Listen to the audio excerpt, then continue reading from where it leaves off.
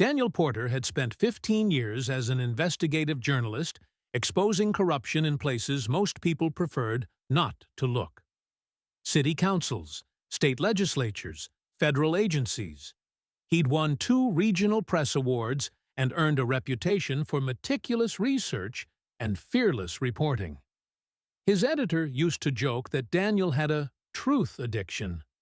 Once he caught the scent of a story, he couldn't let it go until he'd followed every lead to its conclusion.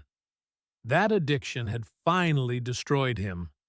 Or at least, that's what Senator Richard Hawthorne wanted everyone to believe.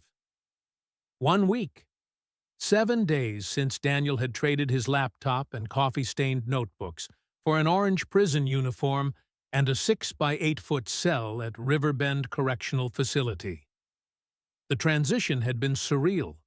From the newsroom where he'd spent countless late nights chasing sources and verifying facts, to a world where every minute was controlled, every movement monitored, every aspect of existence reduced to institutional routine. He had come closer than anyone to exposing Hawthorne's corruption. But he hadn't considered the evidence he had to be enough. So he kept digging for more proof. Then everything suddenly turned against him. And now, while the senator continued his career in Washington under the shield of immunity, he was the one behind bars. The story had started 18 months ago when a confidential source, a former aide in Hawthorne's office, reached out to Daniel with fragments of information about a kickback scheme. Defense contracts worth hundreds of millions, funneled through shell companies, with a percentage flowing back to Hawthorne through carefully laundered channels. It was the kind of corruption that looked impenetrable from the outside. Layers of legitimate businesses, complex financial instruments, plausible deniability at every level. Daniel had spent a year building the case, following money trails through corporate filings, interviewing former employees who'd seen pieces of the puzzle, connecting dots that Hawthorne's team had worked hard to keep separated. He'd been close, so close, to having enough evidence to publish when everything fell apart. The raid on his apartment had come at 6 a.m. Federal agents with a warrant, claiming they'd received credible information that Daniel was in possession of classified government documents. They'd found exactly what they were looking for.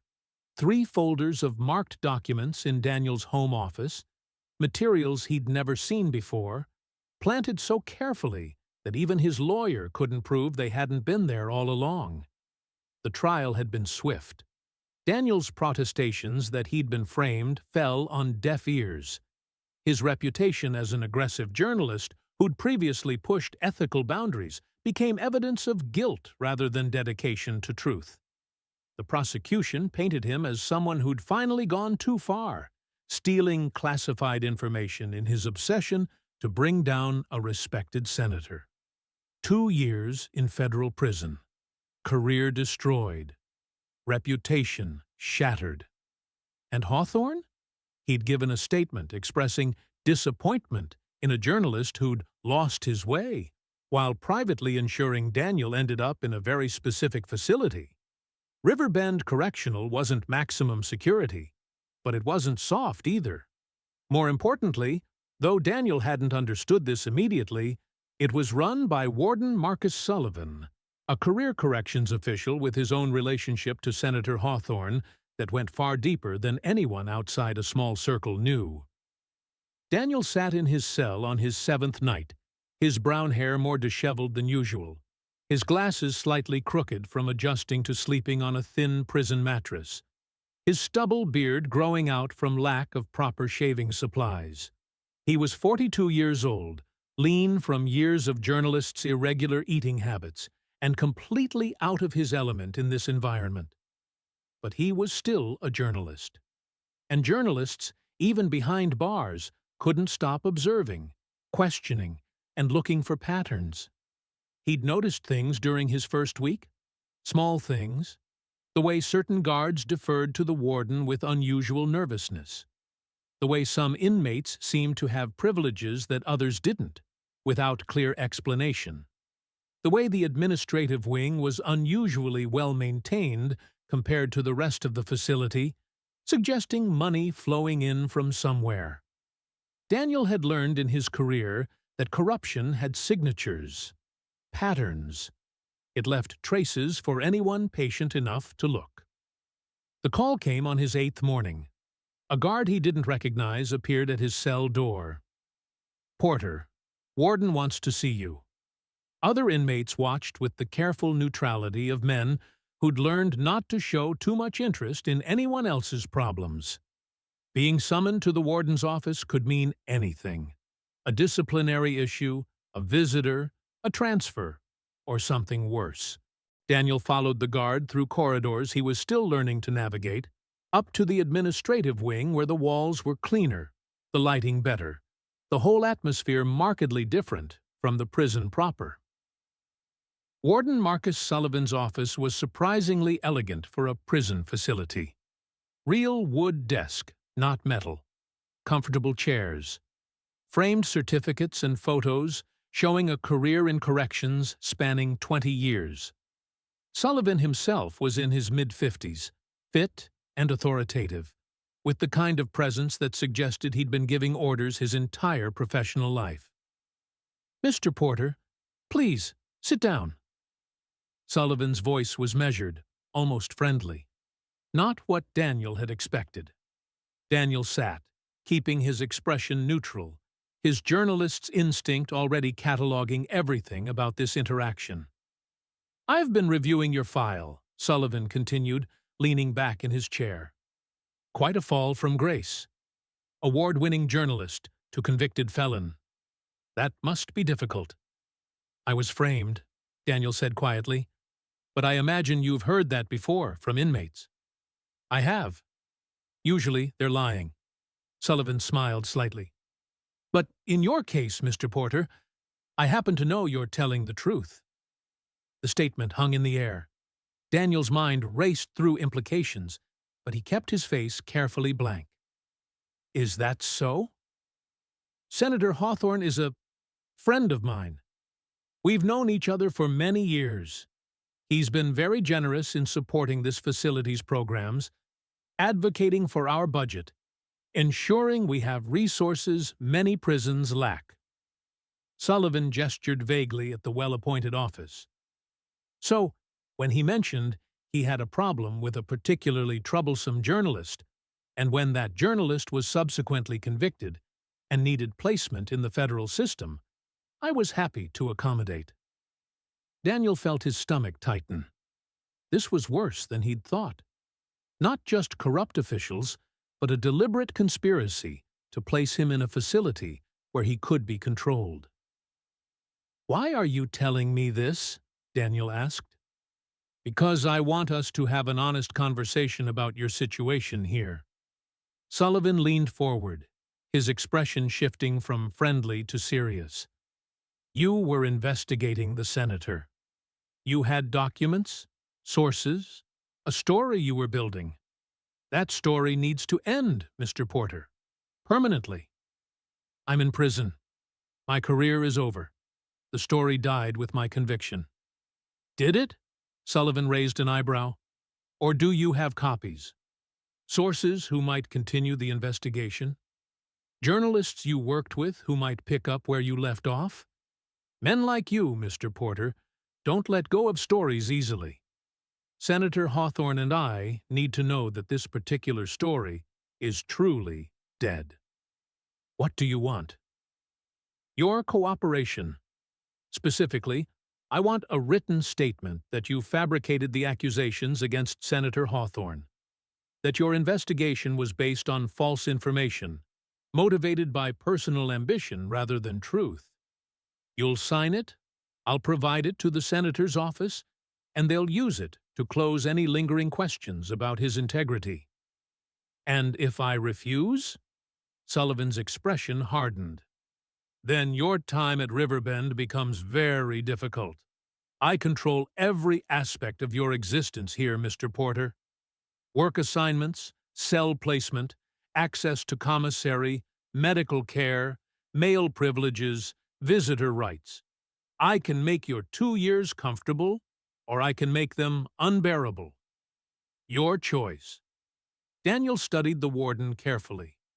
This was standard coercion, threatened the conditions of confinement to force compliance. But there was something else in Sullivan's tone, an edge that suggested the threats went beyond mere discomfort. I need time to think about it, Daniel said. You have 48 hours. After that, I'll assume your answer is no, and we'll proceed accordingly. Sullivan stood, signaling the meeting was over. One more thing, Mr. Porter.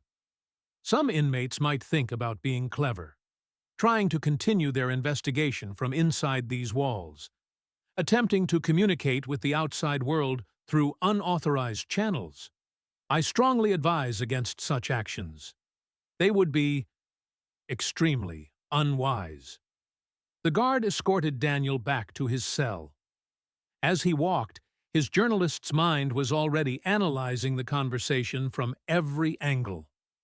Sullivan had confirmed what Daniel suspected. This wasn't random placement. He'd been deliberately sent to this facility because Hawthorne had leverage here. More importantly, Sullivan's nervousness about Daniel continuing his investigation suggested there was more to hide. The warden wasn't just helping cover up Hawthorne's original corruption, he was involved in it somehow. That made Riverbend not just a prison, but a crime scene. And Daniel, whether Sullivan realized it or not, had just been given access to evidence he'd never had before. For the first time since his arrest, Daniel felt something other than defeat. He felt the familiar surge of adrenaline that came with catching the scent of a story. The next 36 hours, Daniel played the role of a broken man considering his options. He kept his head down during work detail. He ate his meals quietly. He appeared to be exactly what Sullivan wanted, a journalist beaten into submission, contemplating capitulation. But in reality, Daniel was doing what he did best, observing. He noticed that certain inmates had unusual freedom of movement. He observed which guards were more flexible about rules for specific prisoners. He watched the patterns of who visited the administrative wing and when. Most importantly, he started identifying potential sources, inmates who might have information about how this facility really operated. On the second day of his decision period, Daniel was approached in the yard by an inmate he'd noticed before, an older African-American man named Jerome, who'd been at Riverbend for several years on fraud charges. Jerome had the look of someone who'd learned to survive by staying aware of everything happening around him. "You the journalist," Jerome said, not a question. "Was," Daniel replied carefully. "Yeah, I heard. Also heard the warden had you up in his office. That ain't normal for someone who's been here a week." Jerome kept his voice low, conversational to anyone watching. "Word is, you got crosswise with some powerful people on the outside. That's one way to put it. You planning on fighting back? Or you gonna roll over?" Daniel studied Jerome carefully. This could be a test, Sullivan using an inmate to gauge his intentions, or it could be genuine. He decided to trust his journalist's instinct for reading people. "I don't know yet," Daniel said honestly. "Right now, I'm just trying to understand my situation." Jerome nodded slowly. "I've been here 3 years. I see things. This place ain't run like most prisons. Money flows through here that don't show up in official budgets. Certain inmates get special privileges. Guards look the other way on things they shouldn't. The warden, he's running something beyond just corrections." "Why are you telling me this?" "Because I read your articles. Back when you were on the outside, you wrote about the city budget scandal, remember? My cousin worked in that office. She told me everything you reported was true, even though the officials tried to bury it." Jerome's expression was serious. "Men like you, who care about truth, we don't get many in here." Most inmates are guilty of what they're accused of. But you were framed. And the people who framed you are probably involved in whatever the warden's running. If I wanted to investigate, Daniel said carefully, hypothetically, how would someone even do that from inside here? That's your problem to solve, journalist. But I'll tell you this. Some inmates got connections on the outside. Some got family. Some got old business partners. Some got ways to communicate that don't go through official channels. You want to dig into something? There are ways. Jerome started to walk away, then paused. Oh, and one more thing. The warden's office has files. Real files, not just inmate records. He's careful, but not careful enough. Everything leaves traces, right? That's what you used to say in your articles. The conversation ended as naturally as it had begun. Two inmates exchanging words in a prison yard. But for Daniel, it was a confirmation of what he'd hoped. There were resources here, if he knew how to use them. That evening, Daniel made his decision. When the guard came to escort him to the warden's office for his answer, he walked in with the posture of a man who'd been defeated. "I'll sign your statement," Daniel said quietly. "I just want to serve my time and get out." Sullivan's expression showed satisfaction. "A wise choice, Mr. Porter. I'll have the document prepared. You'll sign it tomorrow, and then we can all move forward." "One question," Daniel added. "When you say my time here will be comfortable, what does that mean specifically?"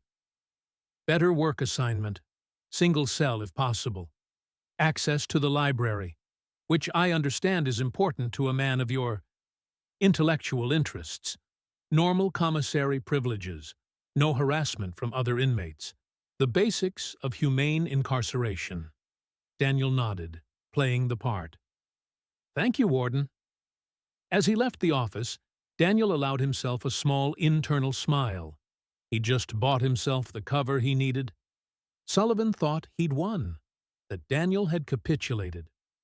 That false assumption was the first advantage Daniel had gained since arriving at Riverbend.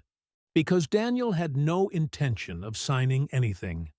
He was going to investigate from inside these walls, using every skill he'd developed in 15 years of journalism.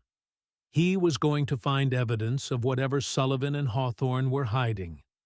And he was going to expose it all, just like he'd planned, before the frame job destroyed his life. The only difference now was that the story had gotten bigger.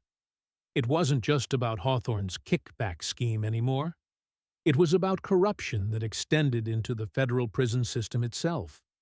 Jerome had been right. Everything left traces, and Daniel was very, very good at finding them. 3 days after Daniel's meeting with Warden Sullivan, the attack took place, and it confirmed what he had already suspected. Neither side had any intention of honoring the deal. It was a dirty game, and there was no winning it by playing clean. Daniel was working his newly assigned library detail, one of the comfortable accommodations Sullivan had promised, when two inmates he didn't recognize cornered him in the back section between the shelves. The library was mostly empty during afternoon work hours, which was exactly why they'd chosen this moment. "Word is you're talking to people," the larger one said, stepping close enough that Daniel could smell cigarette smoke on his clothes. "Asking questions you shouldn't be asking." Daniel's heart rate spiked, but he kept his voice calm. "I'm just doing my job." Shelving books. "Ah, see? That ain't what we heard." The second man moved to block the exit route. "We heard you been talking to Jerome. Heard you been watching the guards. Heard you been real interested in how things work around here." These weren't random inmates. Sullivan had sent them. A message that even false cooperation wouldn't protect Daniel if he showed signs of investigating. "The warden wants you to understand something," the first man continued. "You signed an agreement. You stay quiet. You stay safe. You start being a journalist again. You get reminded why that's a bad idea. The punch came fast, catching Daniel in the ribs. He doubled over, gasping, his glasses knocked askew. Another hit to his back drove him to his knees. They weren't trying to seriously injure him. This was calculated, a warning beating that would leave bruises but no permanent damage. "Remember this feeling," one of them said as they walked away. "Next time, it's worse." Daniel stayed on the floor for a moment, catching his breath, his ribs screaming. The attack confirmed everything he needed to know. Sullivan had never intended to honor their deal. The warden wanted Daniel silenced permanently, by fear if possible, by worse means if necessary, which meant Daniel had no reason to hold back either. That evening, nursing his bruises in his cell, Daniel made contact with Jerome again through the careful prison communication network of whispered conversations and passed messages. By the next morning, they had a plan. "There's an inmate named Marcus Chen, no relation, who's got serious outside connections," Jerome told him during yard time, speaking low while appearing to discuss nothing important. "He's in for white-collar crime. Used to be a political consultant before he got caught in a campaign finance scandal. He knows people, real people, the kind who can make things happen on the outside. Can he be trusted? He hates Sullivan. The warden's been extorting him, making him pay for privileges that should be standard. Marcus has been documenting everything, but he's got no way to get the information out. You, though? You're a journalist. You know how to use evidence." The meeting with Marcus Chen happened 2 days later, during recreation time in a corner of the yard where camera coverage had convenient blind spots. Chen was in his 50s, gray-haired, with the sharp eyes of someone who'd spent a career reading political situations. "Jerome says you want to take down Sullivan and Hawthorne," Chen said without preamble. "That true? I was investigating Hawthorne before I got framed. Now I know Sullivan's part of it too. I want to finish what I started. Even from in here? That's ambitious. I don't have a choice. They're not going to let me serve my time quietly. Sullivan made that clear when he had me beaten 3 days ago." Daniel adjusted his glasses, new ones from the prison commissary, since his originals had been damaged in the attack. "I need a way to communicate with the outside. Someone who can verify information, dig into records I can't access from here, and eventually publish what we find." Chen studied him carefully.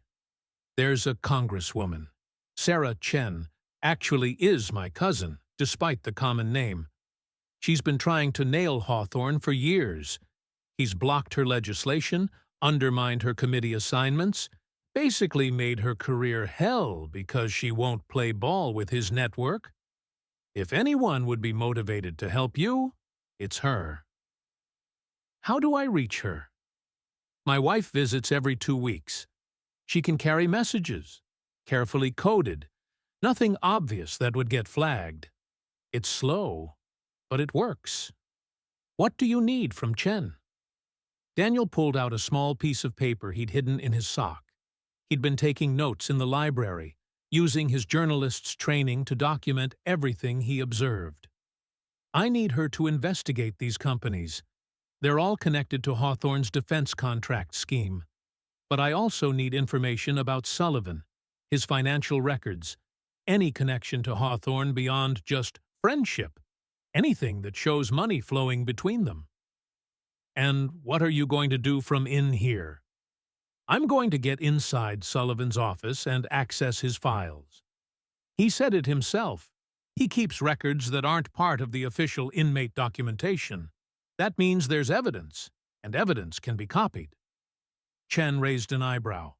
"That's insane. How are you going to access the warden's office?" "I'm working on it. But first, I need to know if your cousin is willing to be part of this. If she helps me investigate, it could blow up in her face politically if something goes wrong." "She'll do it. Hawthorne destroyed her mentor's career 5 years ago with fabricated ethics charges. Same playbook he used on you. Sarah's been waiting for a chance to take him down. Chen's expression hardened. But Porter, you need to understand something. If Sullivan figures out what you're doing before you have enough evidence to protect yourself, he won't just beat you again. He'll make you disappear. Inmates die in prison. Accidents happen. Medical emergencies get ignored. You're playing a dangerous game. I know. But I'm already dead if I don't fight back. Sullivan made that clear. Over the next 3 weeks, Daniel executed the most complex investigation of his career, made infinitely harder by being conducted from inside a federal prison. Through Chen's wife, messages traveled slowly to Congresswoman Sarah Chen. She began pulling financial records, interviewing former Hawthorne staffers who'd been too afraid to talk before, and building a parallel investigation from the outside. Her findings, coded into seemingly innocuous letters about family matters, came back to Marcus Chen, who passed them to Jerome, who relayed them to Daniel. The picture that emerged was staggering. Hawthorne's kickback scheme was even larger than Daniel had suspected. Hundreds of millions in defense contracts, with money flowing back through a network of shell companies. But more importantly, Sullivan was actively involved. The warden had been laundering money through Riverbend's commissary system, using prison accounts and inmate labor programs to clean dirty cash before it flowed back to Hawthorne. But Daniel needed proof. Congresswoman Chen's external investigation was solid, but without internal documentation from the prison itself, Hawthorne's lawyers would claim it was circumstantial. Daniel needed Sullivan's actual records.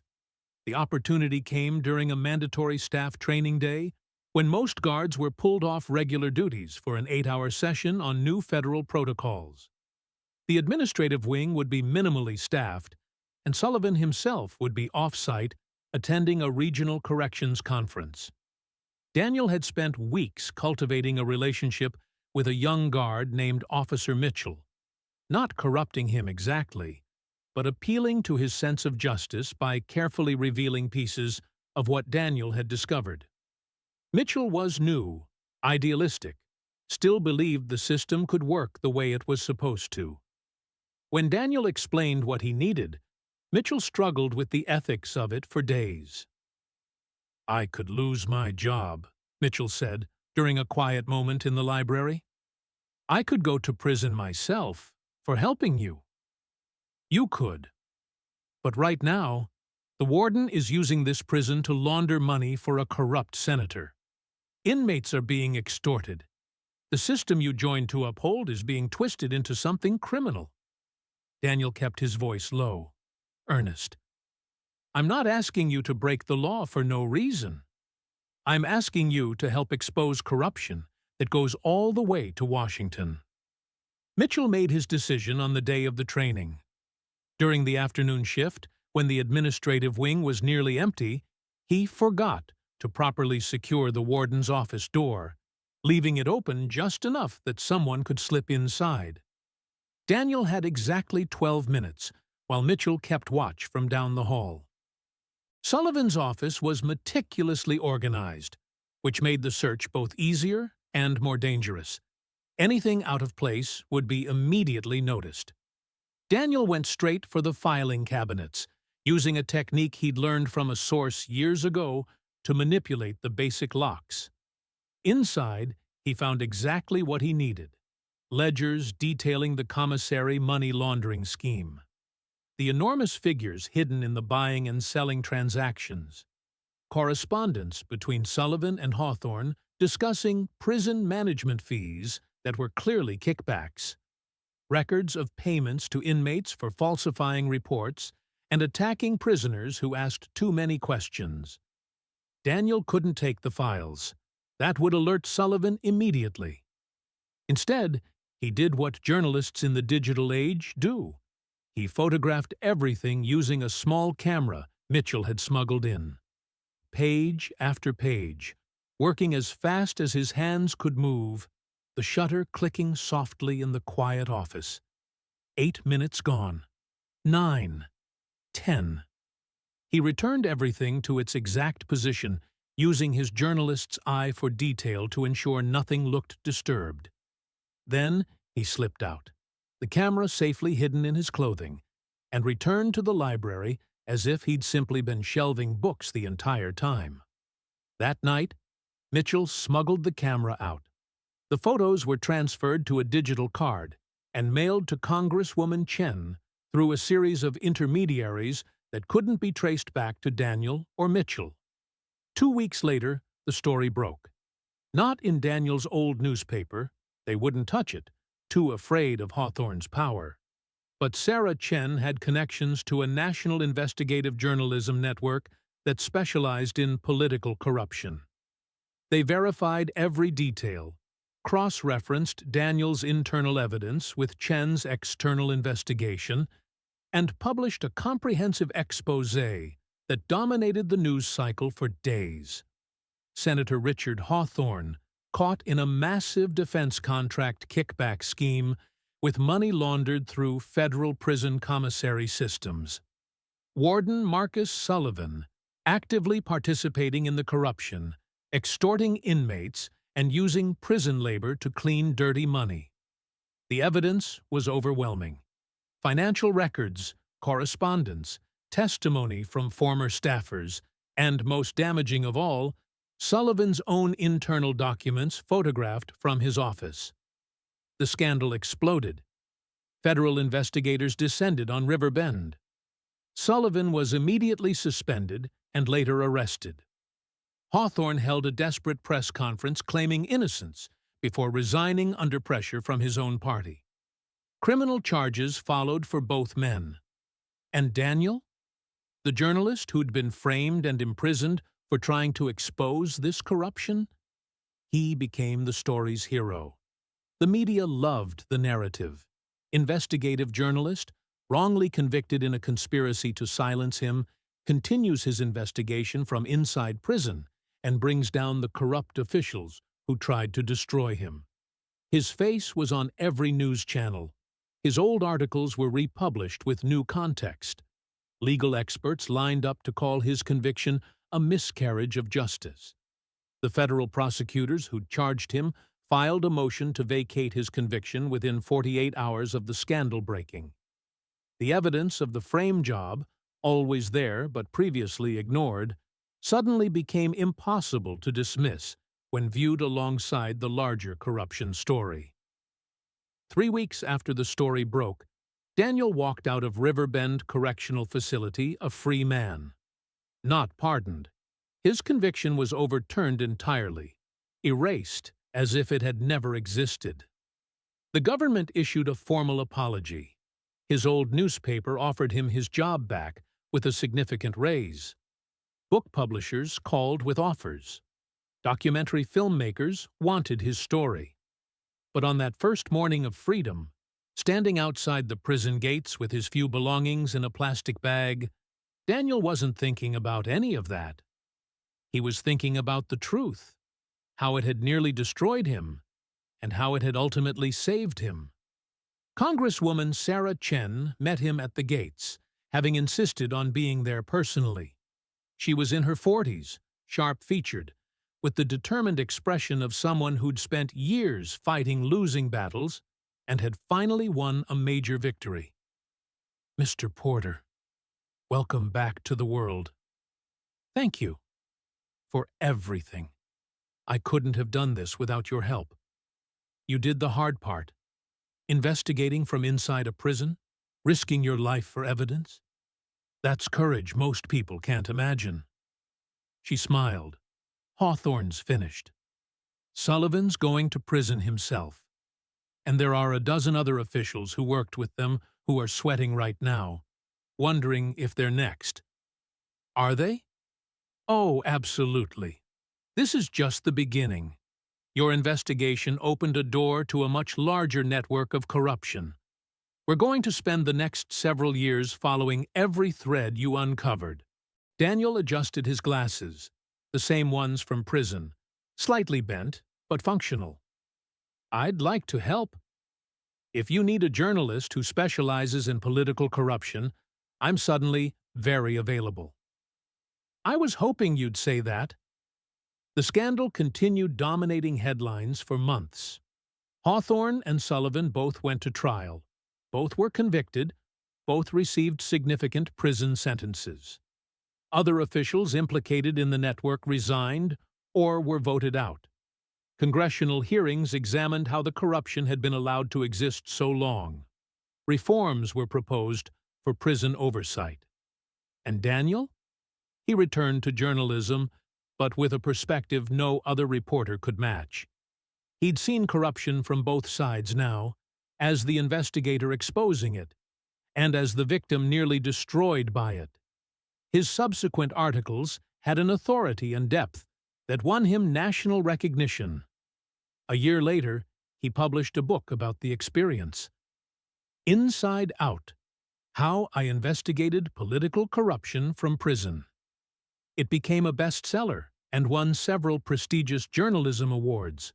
But the moment Daniel treasured most came 6 months after his release, when he received a letter from Jerome, still serving his sentence at a different facility. The letter was simple. You said truth matters. You proved it. Some of us in here, we remember. Keep fighting. Daniel kept that letter framed on his desk as a reminder. Truth did matter. Justice was possible. And even in the darkest places, with the most powerful enemies, one person with courage and integrity could make a difference. He'd gone to prison to be silenced. Instead, he'd found the story of his career and exposed corruption at the highest levels of government. Sometimes, Daniel thought, the universe had a sense of irony. And sometimes, despite everything, the good guys actually won.